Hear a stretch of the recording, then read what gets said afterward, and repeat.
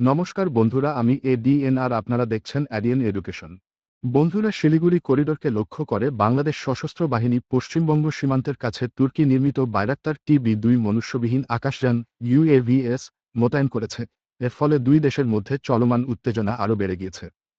আপনাদের জানিয়ে রাখি, বাংলাদেশের প্রতিরক্ষা প্রযুক্তি DTB অনুসারে বাংলাদেশ তুরস্ক থেকে 12টি বাইরাক্তার TB2 ড্রোনের অর্ডার দিয়েছিল। বাংলাদেশ সশস্ত্র বাহিনী এই বছরের শুরুর দিকে 12টি বাইরাক্তার TB2 ড্রোনের মধ্যে প্রথম 6টি পেয়েছে। 67তম সেনাবাহিনী দ্বারা পরিচালিত এই UAVগুলি প্রাথমিকভাবে বুদ্ধিমত্তা, নজরদারি এবং রিকনেসান্স ISR মিশনের পাশাপাশি হালকা স্ট্রাইক অপারেশনের জন্য তৈরি।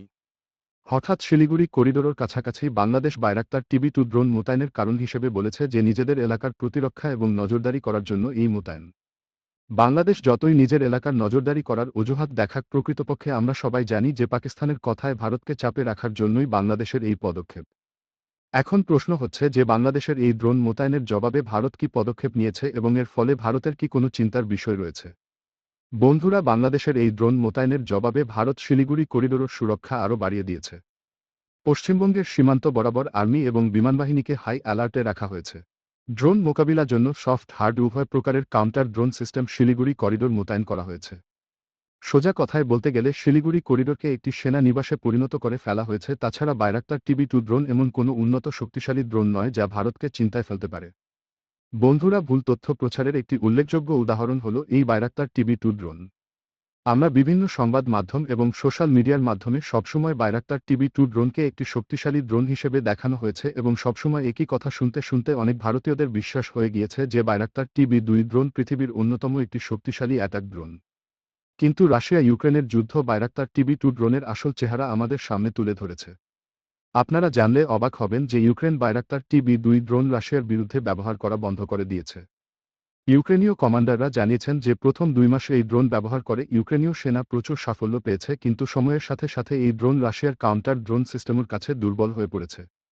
রাশিয়ার তথ্য অনুযায়ী 2023 সালে রাশিয়া সফট এবং হার্ড কাউন্টার সিস্টেমের মাধ্যমে 130টি তুর্কি বাইরাক্টার TB2 ড্রোন ধ্বংস করেছে। রাশিয়ানরা প্রথমে বৈদ্যুতিকভাবে জ্যাম করে এবং তারপর তাদের স্তরযুক্ত এয়ার ডিফেন্স সিস্টেম ব্যবহার করে বাইরাক্টার TB2 ড্রোন ধ্বংস করে। আপনারা সবাই জানেন যে ভারতের কাছে ইতিমধ্যেই সফট এবং হার্ড উভয় প্রকারের বিশ্ববিখ্যাত কাউন্টার ড্রোন সিস্টেম রয়েছে, তাই এই 12টি বাইরাক্টার TB2 ড্রোনকে মুহূর্তের মধ্যেই ভারত ধ্বংস করে দিতে পারে। আপনারা একটু খেয়াল করলেই দেখতে পাবেন যে আর্মেনিয়া এবং আজারবাইজানের যুদ্ধের পর থেকেই বাইরাক্টার TB2 ড্রোনের চর্চা শুরু হয়। আর্মেনিয়ার বিরুদ্ধে এই বাইরাক্টার TB2 ড্রোন প্রচুর সাফল্য পেয়েছে, কিন্তু এই সাফল্য পাওয়ার পেছনেও একটি কারণ রয়েছে। বাইরাক্টার TB2 ড্রোনকে আটকানোর মতো সফট এবং হার্ড কাউন্টার ড্রোন সিস্টেম সেই সময় আর্মেনিয়ার কাছে ছিল না, ফলে অনেকটা ফাঁকা মাঠে গোল দিয়েছে বাইরাক্টার TB2 ড্রোন এবং ফাঁকা মাঠে গোল দেওয়া দেখে পূর্ব এবং পশ্চিম পাকিস্তানিরা এই ড্রোনকে বিশ্বের শক্তিশালী ড্রোন হিসেবে দেখানো শুরু করেছে। যেহেতু রাশিয়ার কাছে উন্নত কাউন্টার ড্রোন সিস্টেম রয়েছে, তাই বাইরাক্টার TB2 ড্রোন সম্পূর্ণ ফেল হয়েছে